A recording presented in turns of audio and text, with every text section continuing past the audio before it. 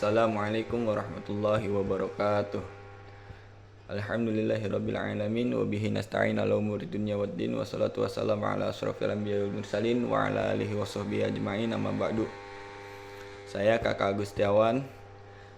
Di sini saya akan membacakan atau mengartikan, memaknai kitab dari Adabul Alim wal Muta'alim, karangan dari Kiai Haji Hasyim Asy'ari. Sebelumnya yang saya hormati Bapak dosen pengampu mata kuliah studi naskah pendidikan agama Islam, yaitu Bapak Dr. Irham, MA/MPD, dan yang saya hormati dan saya banggakan teman-teman sekalian. Saya akan membacakan bab 2 dari kitab Adabul Alim. Langsung saja, yaitu Al-Babusani, bab yang kedua, fi adabil muta'allimi fi nafsihi. Adab seorang pelajar, santri atau mahasiswa yang sedang mencari ilmu untuk dirinya sendiri. Wa fihi asyrati anwa'in minal adabi. Ini bab ini ada 10 macam bagian dari beberapa adab. Al-awalu, yang pertama, ayyutahhiru, hendaknya membersihkan, qalbuhu, hati, min kulli ghasyin, dari segala tipuan, wadanisin, dan kotoran, wa ghilin, dan dendam, wa hasadin, dan hasud, wa su'i aqidatin, dan buruknya akidah, wa su'i khalqin, dan buruknya akhlak. Liyasluhu bidzalika liqabulil ilmi, supaya layak untuk menerima ilmu, wa hafizuhu, dan menghafal ilmu, wal itla'u, dan meneliti ilmu, ala daqaiqi ma'anihi, atas kedalaman maknanya ilmu, wal fahmi, dan memahami ligawamiduhu, makna terserat. Jadi yang pertama, kita tuh seorang pelajar yang sedang mencari ilmu harus membersihkan, mensucikan hati dari setiap sesuatu yang mempunyai unsur-unsur seperti tipuan atau rayuan, dan kotoran, dan dendam, rasa dendam, hasud, keyakinan yang tidak baik atau akidah yang tidak baik, buruk sangka, dan buruk akhlak, wa su'i khalqin, dan buruknya akhlak. Liyasluhu bidzalika liqabulil ilmi, kita supaya layak untuk menerima ilmu, wa hafizuhu, dan menghafalkannya, wal itla'u, dan meneliti ilmu, ala daqaiqi, atas maknanya, wal fahmi, dan memahami makna tersirat, agar kita itu layak untuk mendapatkan ilmu dan dapat menghafalkan ilmu dan meneliti ilmu dari dan atas kedalaman maknanya, dan dapat memahami makna tersirat di ilmu tersebut. Asani, yang kedua, yaitu ayyuhsina, hendaknya memperbaiki niat fi thalabil ilmi, dalam mencari ilmu, bi ayyaksida, dengan bermaksud bihi wajhillahi azza wa jalla, dekat kepada Allah azza wa jalla, wal amali, dan mengamalkan, wa ihya'i syariati, dan menghidupkan syariat, wa tuwayyir, dan menerangi wa tanwiri dan menerangi, qalbihi hati, wa tahliyatu dan menghias, batinuhu batin, wa taqrabu dan mendekatkan minallahi pada Allah taala, wala yuksidu dan jangan bermaksud al-aghradu dunyawatu dan jangan bermaksud hidup berupa berapa tujuan dunia, min tahsili riyasati dari meraih jabatan, wal jahi dan pangkat, wal mali dan harta, wa mubahati dan membangkang dari diri dari, wal mubahatil ikroni dan membangkang dari diri dari teman, wa ta'zimu dan mengagungkan an-nasi manusia lahu untuk dirinya, wa nahu seperti zalika itu semua. Jadi yang kedua ini kita harus membaguskan niat, memperbaiki niat dalam mencari ilmu dengan maksud, dengan tujuan untuk mencari ridha Allah Subhanahu wa taala serta mampu mengamalkannya dan menghidupkan syariat untuk menerangi hati kita dan untuk menghiasi batin dan mendekatkan diri kepada Allah Subhanahu wa taala. Tidak bermaksud untuk memperoleh tujuan-tujuan duniawi seperti menjadi pimpinan yang mempunyai jabatan, tidak bermaksud untuk harta benda, terus tidak bermaksud untuk menyaingi teman, dan tidak bermaksud untuk dihormati masyarakat dan maksud-maksud jelek lainnya. Yang ketiga ayubadiru segera bitahsilil ilmi menghasilkan ilmu, syababuhu di masa muda, wa awqatu beberapa waktu umurnya, wala yagtiru dan jangan terbujuk bikhida'i taswifi dengan tipuan nunda-nunda, wa ta'mili dan angan-angan, fa inna kulli sa'atin karena setiap waktu tamaro melewati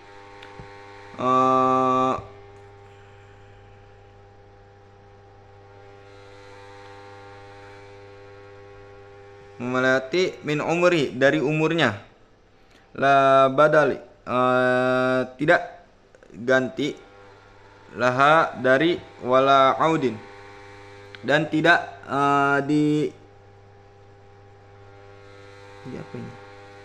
ditautuki anha darinya, wa ay yuqta'u dan mengutus ma qadara sesuatu yang mampu alaihi atas minal alaiqi dari beberapa hubungan asyaghalita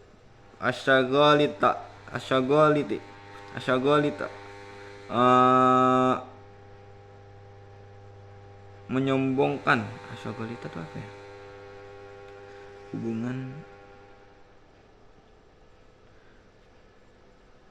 menyubuhkan, wal awaiqa dan perkara-perkara yang bisa almani'ata menghalangi antamamin dari sempurnanya tolabu, mencari ilmu, wabidal, dan mencurahkan, al ijtihadu, kesungguhan, wa quwwati, kekuatan, tekad, al jaddi, tekad, fit tahsili, dalam menghasilkan ilmu. Fa innaha, maka sesungguhnya hal itu, qawati, menghalangi beberapa qawati tariq ta'limi, beberapa pemutus jalan pembelajaran. Jadi yang ketiga, yaitu kita para pembelajar harus bisa berusaha sesegera mungkin, secepat mungkin menghasilkan ilmu di waktu muda, di masa muda, karena untuk memanfaatkan sisa waktu umurnya, dan jangan sampai tertipu dengan menunda-nunda. Jangan sampai tertipu dengan menunda-nunda belajar, dengan menunda-nunda belajar, dan jangan sampai terlalu banyak berangan-angan, karena setiap jam, setiap waktu akan melewati umurnya, yang tidak mungkin diganti ataupun ditukar. Jadi seorang pelajar harus memutuskan urusan-urusan yang merepotkan, yang mampu ia lakukan, juga perkara-perkara yang bisa menghalangi kesempurnaannya dalam mencari ilmu, serta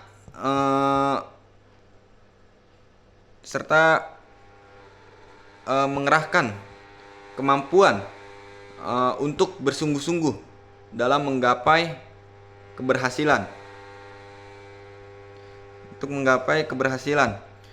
Karena hal itu, karena itu akan menjadi pemutus jalan proses belajar. Yang keempat, ar-rabi'u ayyaqna'u,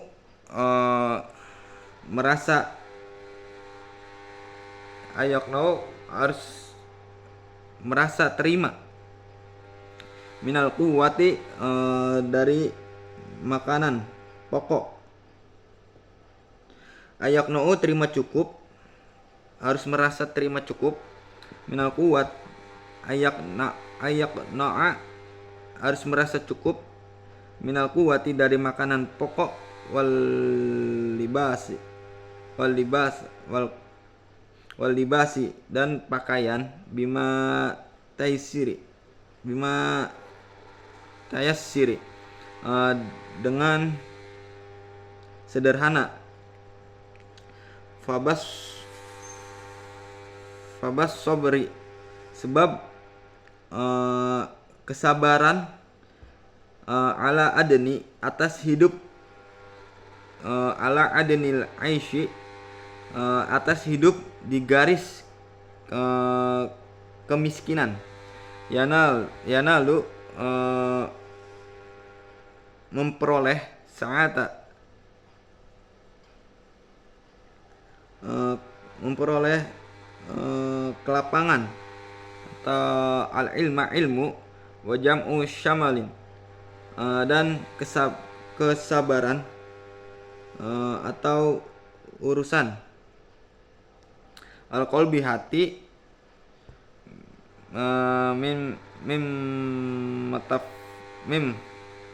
min mutafarriqati, dari berbagai al-amali, macam keinginan. Wa yatafajjaru dan menyembur keluar fihi dari hati yanabi beberapa sumber yanabi'ul hikmah, beberapa sumber hikmah. Jadi yang keempat, kita tuh harus menerima, harus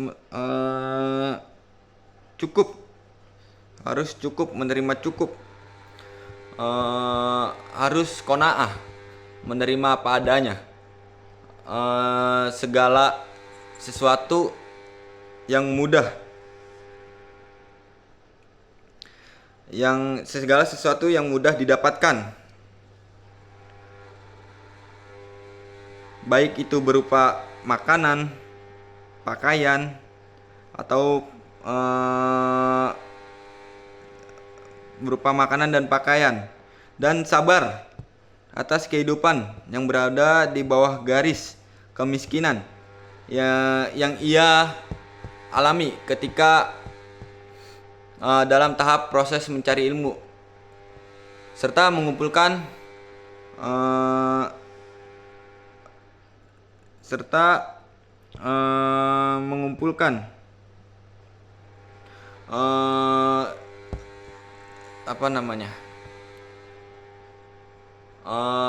poya-poya, morat-marit, pokoknya serta mengumpulkan morat-marit hati akibat terlalu banyak angan-angan. Jangan terlalu banyak menghayal.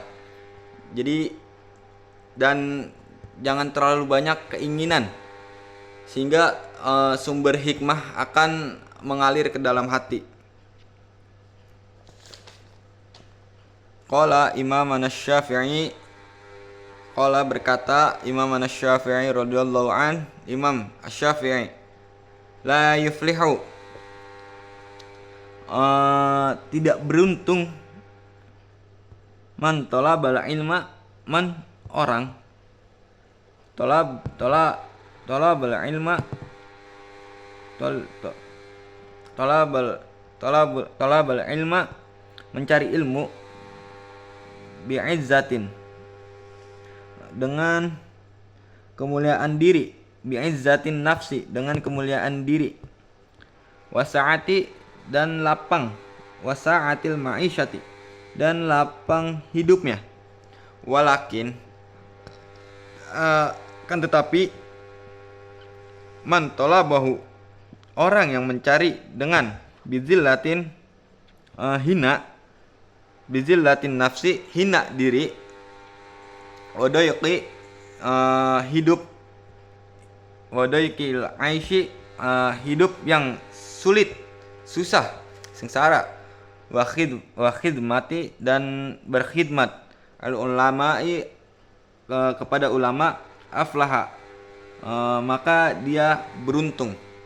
Jadi kata Imam Syafi'i, orang yang dalam mencari ilmunya itu perih,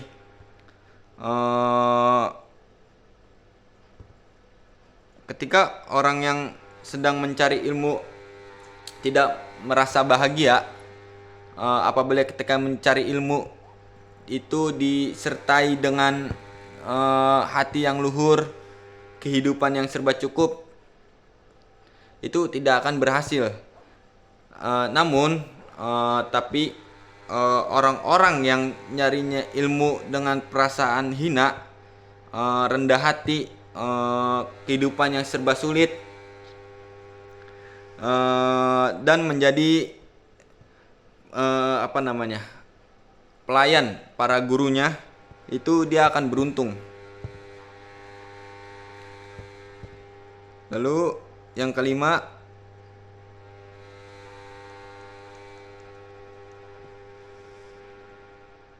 wal khamisu, dan yang kelima, ayuksima, dan membagi awqati, terhadap waktu, lailuhu, waktu malam, awqati lailuhu,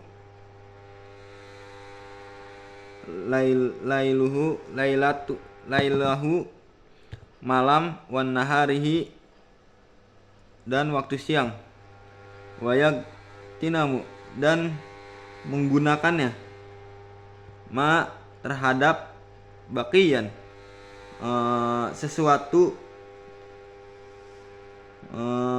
yang tersisa, min umurihi dari sisa umurnya, fa inna baqiyata karena sisa fa inna baqiyatal umra karena sisa umur laki yamatun tidak ada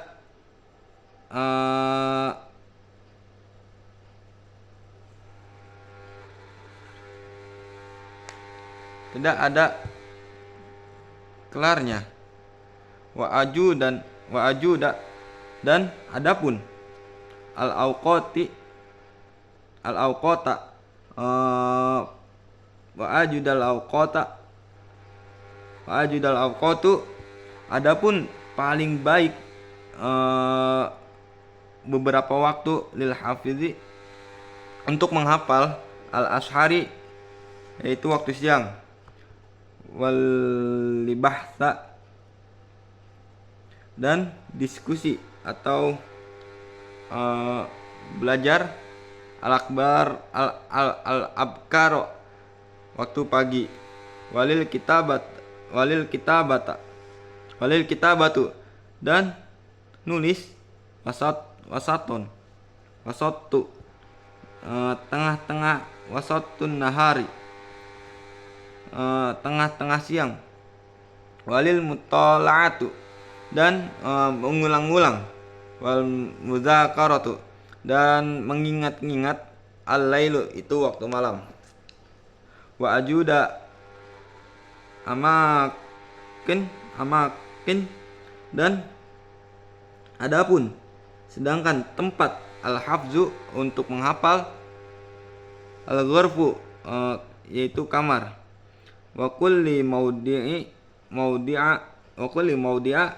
dan setiap tempat, ba'idan yang jauh, anil mil hiyati dari perkara yang bisa buat lupa, wala yuhsinu dan tidak bagus al-hafzu menghafal, bihadaratin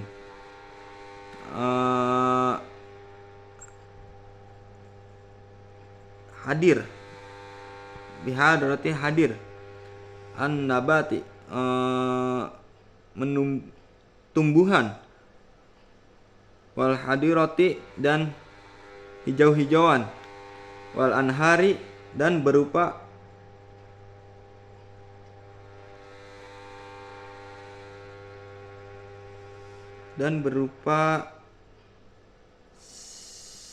sengar,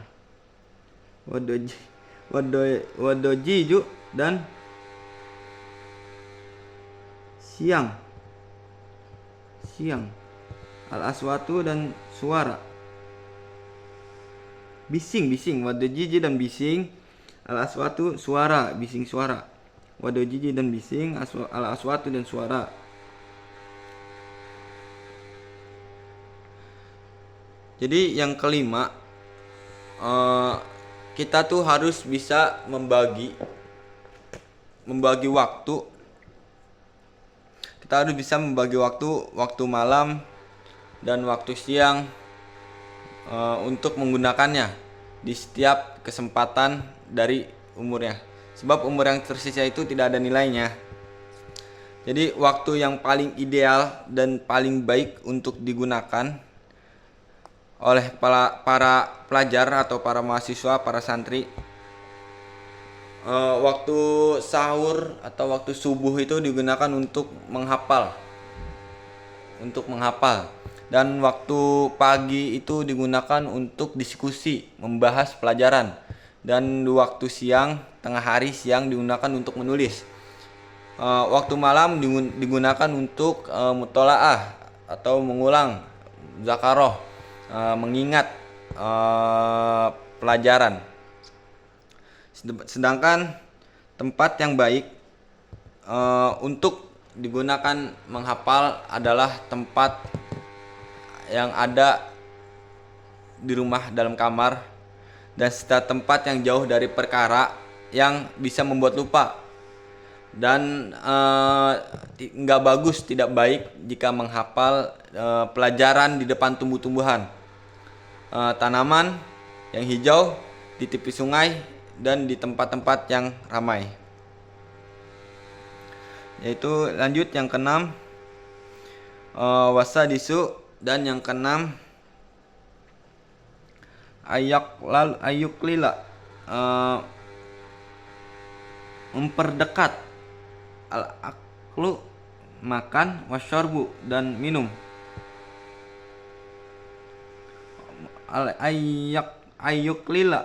Ayukollilu, dan memperdikit, mengurangi, al-aklu, makan, wasyarbu, dan minum. Fa inna syaba', karena apabila perut dalam fa inna syab'u yamna'u, apabila perut dalam keadaan kenyang, minal ibadati, maka akan menghalangi semangat ibadah. Wa yusaqqilu, dan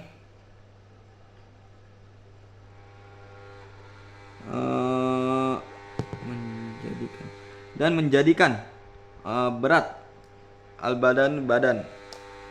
Waman, dan barang siapa fawaida, manfaat, faedah, killatul akli, sedikit makan, sihatul badan, maka sehat badan, wadaf'ul amrodu, dan mencegah penyakit, al-badaniyatu, penyakit badan. Fa inna sababaha, karena penyebab banyaknya kasiratul akli, banyaknya makan, wa kasiratul syarbi, dan banyaknya minum.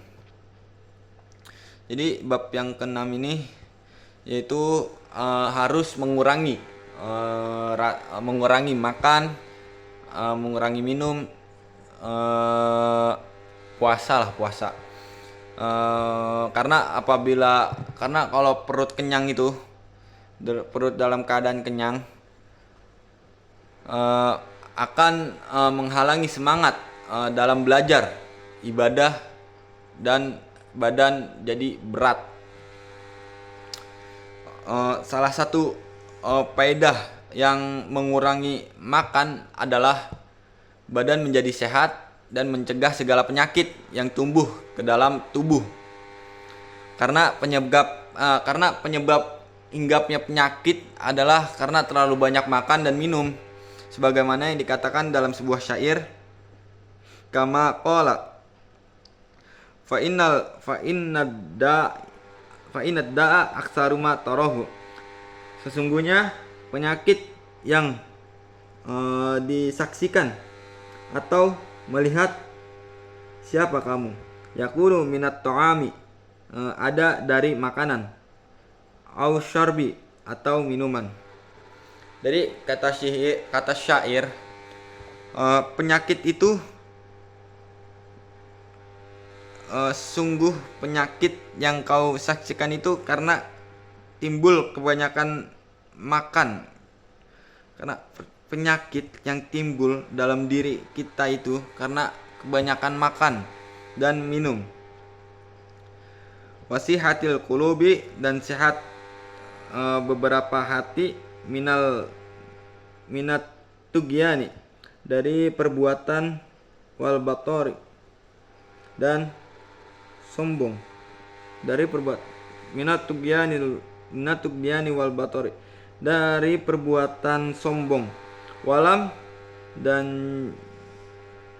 yaro, dan jangan dilihat ada seorang minal awliyai, para awliya, para kekasih, wal a'immati, dan beberapa imam, wal ulama'i, dan para ulama, al akhyari, yang terpilih, yattasifu, sifat, au yusifu, mempunyai ciri-ciri bikasi rotil akli, banyaknya makan,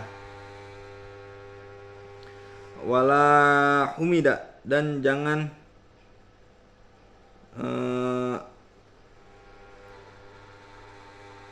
dan tidak akan terpuji bihi karenanya, wa innama, dan sesungguhnya tuhmida dipuji,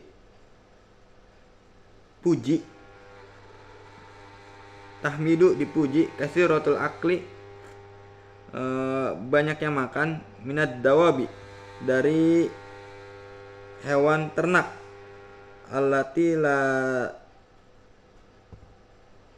tuqila, sehingga tidak berakal, watarot sodu, dan disiapkan, lil amali, untuk bekerja. Jadi yang sedangkan sehatnya hati itu terhindar dari perbuatan keji, lacur, yang melampaui batas dan sombong, dan tidak tampak seorang pun dari para kekasih Allah. Jadi tidak terlihat oleh para kekasih Allah, para pemimpin umat dan para ulama yang terpilih, yang bersifat atau mempunyai ciri seperti itu, karena banyak makan, tidak akan terpuji karenanya. Karena banyak maka akan menjadikannya pada binatang yang tidak berakal dan dipersiapkan untuk bekerja. Mungkin itu saja yang dapat saya sampaikan. Kurang lebihnya mohon maaf. Wabillahi taufiq wal hidayah. Wassalamualaikum warahmatullahi wabarakatuh.